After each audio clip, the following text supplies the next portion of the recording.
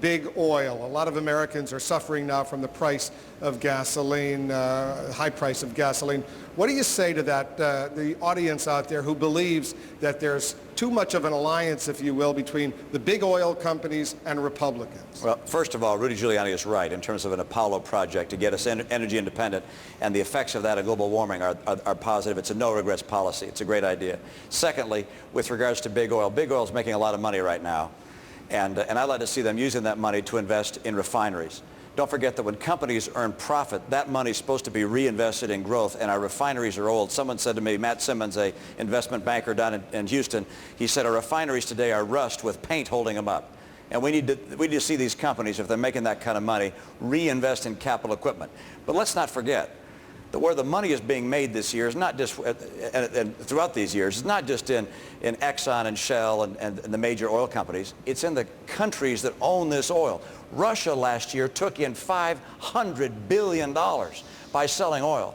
Ahmadinejad, Putin, Chavez, these people are getting rich off of people buying too much oil, and that's why we have to pursue, as a strategic imperative, energy independence for America. It takes that Apollo project. It also takes biodiesel, biofuel, ethanol, cellulosic ethanol, nuclear power, more drilling in Anwar. We have to be serious also about efficiency, and that's going to allow us to become energy independent. Senator McCain, do you have a problem at this time with these oil companies making these huge profits? Sure, I think we all do, and they ought to be reinvesting it. And one of the areas that they ought to be involved in is nuclear power.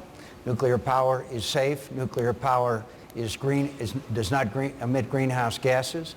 Nuclear power is used on Navy ships which have sailed around the world for 60 years without an accident. And of course, we ought to be investing in alternate energy sources.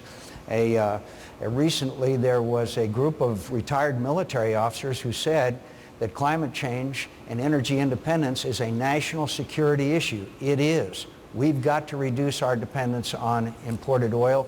We can do it through a wide variety of alternative fuels, but we have to be serious about it, and we're going to have to go to places where we have never gone before. And nuclear power is one of the major issues, but also all kinds of ethanol as well. Thank you, thank you, Senator. Let me bring Congressman Paul back into this conversation. In 2005, President Bush signed an energy bill that provided billions of dollars in tax break subsidies to the oil companies with the goal of boosting domestic production at a time of these record profits. Do you believe these companies need a helping hand from the federal government? I don't think the profits is the issue. The profits are okay if they're legitimately earned in a free market. What I object to are subsidies to big corporations when we subsidize them and give them R&D money. I don't think that should be that way. They should take it out of the funds that they earn. But I'm also, you can't discuss energy without discussing our foreign policy. Why do we go to the Middle East? You know that oil is very important about the Middle East and why we're there. Why did our government help overthrow Mossadegh in 1953? It had to do with oil. So our foreign policy is designed to protect our oil interests. The profits, that's not the problem. It's the problem that we succumb to the temptation to protect oil interests by literally going out and fighting wars over oil. Governor Gilmore, you agree? I agree that if you make profits in the open marketplace, that's an appropriate thing to do.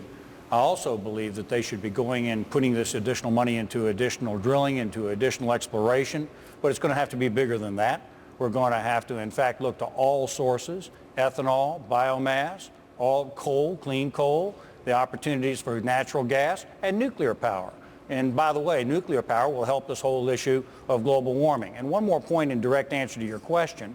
The Kyoto Treaty was, in fact, fatally flawed. That was a treaty that, in fact, was going to basically just transfer money directly to Russia for nothing, because they were going to get credits because simply that their economy had declined. The truth is we're going to have to get a program in place, an international diplomatic answer that is going to include every nation of the world in this entire project, and that includes China and India. Thank you, Governor. Scott, let me bring Scott back for the next question. Congressman Paul, a question for you.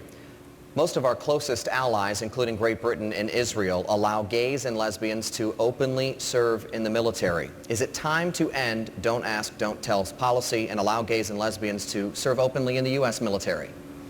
I think the current policy is a decent policy.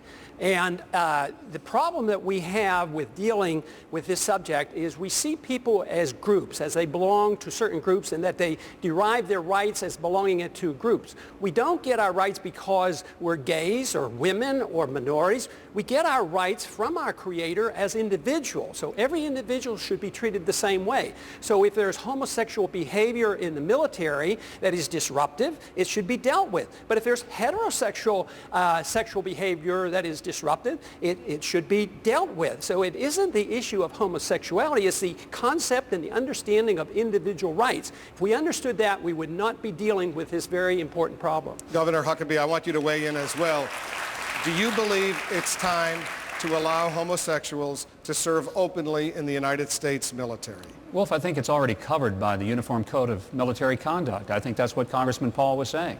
It's about conduct. It's not about attitude.